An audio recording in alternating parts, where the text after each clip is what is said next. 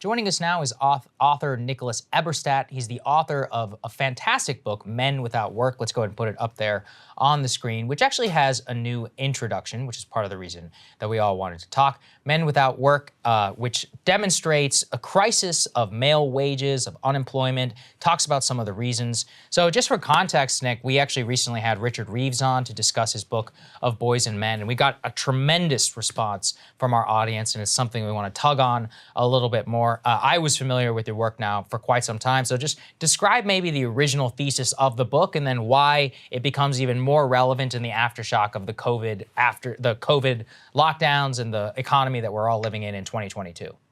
Sure. Well, it's a problem that's been hiding in plain sight for almost 2 generations. We've been seeing this previously invisible crisis of the collapse of work for men, mainly driven by an exit from the workforce of prime age men of 25 to 54-year-olds, let's say. It's been almost a straight line up from 65 to the present. I put out the first edition of this book in 2016, and the unnerving, eerie thing is the line I calculated for the exit from the workforce, which is almost straight, has just continued right on from 2016 to the present. So we've got more than 7 million prime age guys neither working nor looking for work. For every guy who's unemployed, there are over 4 who are neither working nor looking for work today. And that is why male work rates are now kind of at about 1937 levels. We have a depression scale problem of work for men on our hands right now. And that's obviously not the only thing going wrong in our workforce right now. So do we know what those men are doing instead of working in regular jobs? And also, I was curious, in the statistics, do things like, driving for Uber or these sort of like gig economy type of work, is that included in the statistics of men who are working? That's supposed to be included, Krystal. I mean, in principle, in practice, some of it may be missed. In practice, some moonlighting may be missed, but the scale of the problem, I think, is basically pretty for real. I think the scale of the problem isn't artificial. And so do we have a sense of like what they're doing with their days instead of work? So about a tenth, maybe a little more than a tenth of these guys who are not in the workforce are really full-time students. The way they behave, the way they act is more or less like people who are employed, not surprisingly, because they're expecting to get back into the workforce. For the overwhelming majority, though, the people who are neither employed nor in education and training, you've got a really dispiriting picture that is being painted by them, by their self-reported answers to surveys about how they spend their time. They basically say that they don't do civil society, that they don't do worship or charity or volunteering. They say that they do remarkably little help around the house, either with people at home or with housework. What they report doing most is watching. We can't tell from the surveys what they're watching. We can't tell what type of devices or what the content is. But like 2,000 hours a year, as if it were a full-time job. And before the pandemic, they also reported, almost half of these men reported, that they were taking pain medication every day, some type of pain medication. So we've got a kind of a tableau suggesting that people are kind of prepping for deaths of despair in too many cases. And so what are the downstream social effects of this? Like, why should people care, in essence? What socialized costs are all of us incurring as a result of this crisis? I've thought about that a lot, Saagar, and as far as I can tell, there's absolutely nothing good that comes out of this. It leads to this huge gap in our workforce, means slower economic growth. It also means bigger income and wealth gaps in our society.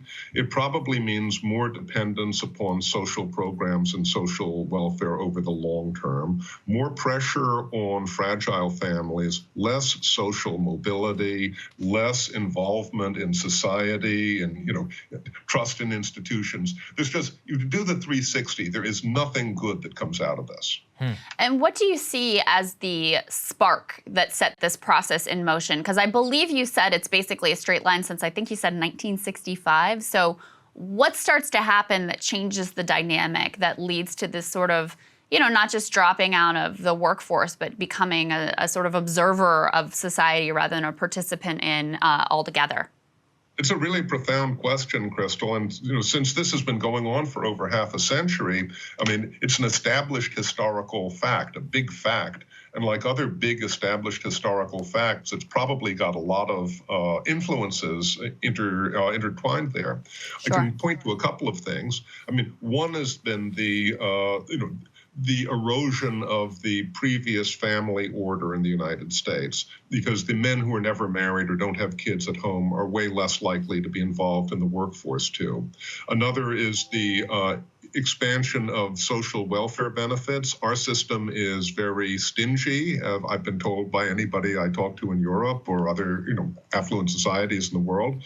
But there can still be perverse disincentives, especially in our disability archipelago of programs to infantilize people who shouldn't be affected that way. We've also seen the explosion of crime and the explosion of punishment. This is a really big one. Our government does not collect any decent data on our invisible ex-con population, but we have reason to think that there are now 25 million American adults who have a felony in their background. Wow. And you know that mass incarceration is the problem we talk about. It's like 2 million people. But that's less than a tenth of this big problem I'm mentioning. So about 1 in 7 adult guys, by my calculation, has a felony in his background. And that has to be a big part of what we're seeing here. Are we seeing a similar trend in other developed nations, or is the U.S. alone in this? In every rich country, you see some decline in prime male labor force involvement. There is no other country in the rich democratic world that has had such a steady plunge as ours. I mean, of the 2 big rich countries in the world, the ones that are closest to being twins are Canada and the U.S., and our decline is way worse than Canada's. And so in terms of solutions, what do you propose? Is it just socializing the conversation, getting people to debate it, getting people to acknowledge the facts? Because I don't see them really represented in our culture at all. No, I mean, this is an invisible crisis still. It baffles me why people aren't talking about this. I mean, maybe because the guys are too often dying deaths of despair and they're not burning cars or seeming to be a menace to society. In terms of big solutions, I forgot my magic wand today, so I can't fix the family and do other sorts of fundamental changes in our society. But government can still do things. We've got this gigantic vocational skill gap because our broken education system isn't preparing everybody the way they should to have a marketable skill when they graduate from K through 12 or from college. We need, I think, to have a work-first principle in our social welfare programs. That might turn out to be more expensive, but even if it were more expensive, I think the consequences would be better for our society. And we should be shining a spotlight on our invisible ex-con population. I mean, we can't have evidence-based policies for getting these millions and millions of Americans back into employment and families and societies if we don't have the evidence. One thing that I think is important, distinction that you have been making, which I think really matters, is, to me, like, work is not everything. There are a lot of ways to find meaning in life that's outside of like a 9-to-5 job. But what you're pointing to is a larger crisis of just sort of total disconnection. And as you're saying, I can't imagine that ends in any good place, certainly for these individual men, for the people who are around them, who may depend on them for various things, or for society as a whole. Do we have any sort of historical models of what this looks like? Well, yeah, I mean, back in the 1800s, there was a sociologist called Emil Durkheim who talked about anomie and atomization. He did a lot of work on suicide and things like that.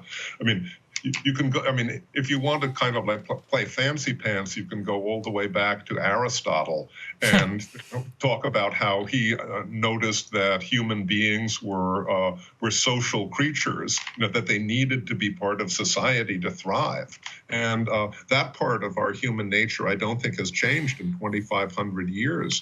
So you've got people who are dropped out of work, dropped out of family, dropped out of community, dropped out of faith.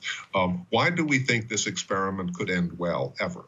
Yeah. I think that's really well said. Last question for you. You talked about some of the sort of like the sticks in particular of, having a work requirement for welfare programs. I'm a little bit skeptical of that, especially because of the evidence around universal basic income that shows there isn't really a drop off in like interest or working when you receive those payments. But we'll put that debate aside. Sure. What about just making work more appealing? I mean, during the time period you're talking about, you've had union rates massively declining. Over some significant portion of those decades, you've actually had male wages going down.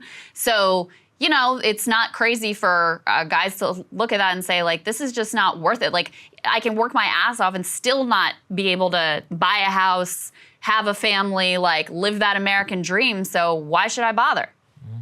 Well, I think we had a little bit of a kind of a natural experiment during the pandemic. In 2020 and 2021, immigration to the United States was severely disrupted. There was all of this argument about our immigrants stealing American jobs. Well, the native U.S.-born work rate for guys did not go up, or for anybody else, did not go up during that period. It's still way lower than it was before the pandemic. We had a more rapid increase in wages, especially for the lower occupational skill levels in 2021 than we'd had in a long time, and it didn't seem to have a big effect of bringing people back. I mean, there's a very good argument for having higher wages because we want to have a prosperous society and we want to have escalators that work for people. The troubling thing is that there's reason to think that once people drop out of the labor force, especially guys from this prime age group, that they tend to remain long-termers. That isn't so much, that has not been true with women so much. I mean, we have the existence proof of, moms who go out of the workforce and go back in, but they have a very different set of skills. They don't get any sick days or vacation days from their kids, right? They are they're the reliable, dependable people that employers want. The sorts of habits that people develop if they're guys on the couch with pain medication is not what employers are looking for. Wow. Really interesting subject. I think we're just going to have to keep diving into it. And I appreciate your work, just putting the data out there. Data in itself is a way for us to spark the conversation. So thanks very much, sir. Thank you for joining us. Great talking to you. Pleasure. Yeah, our pleasure. Absolutely. Thank you guys so much for watching. We really appreciate your support. It's just been amazing to watch. If you can, come and join us in Chicago. We've got a great show planned for everybody. Link is down in the description. If you can continue to support the expansion because of all of our premium subscribers, hired somebody new. We're going to be revealing that sometime soon. And we've got Counterpoints, which is just doing phenomenally well. We really appreciate just watching the show grow purely as a result of your enthusiasm. So we can't thank you enough. Link is down in the description. Otherwise, great content for you the weekend, and we'll see you on Monday. Love you guys. See you Monday.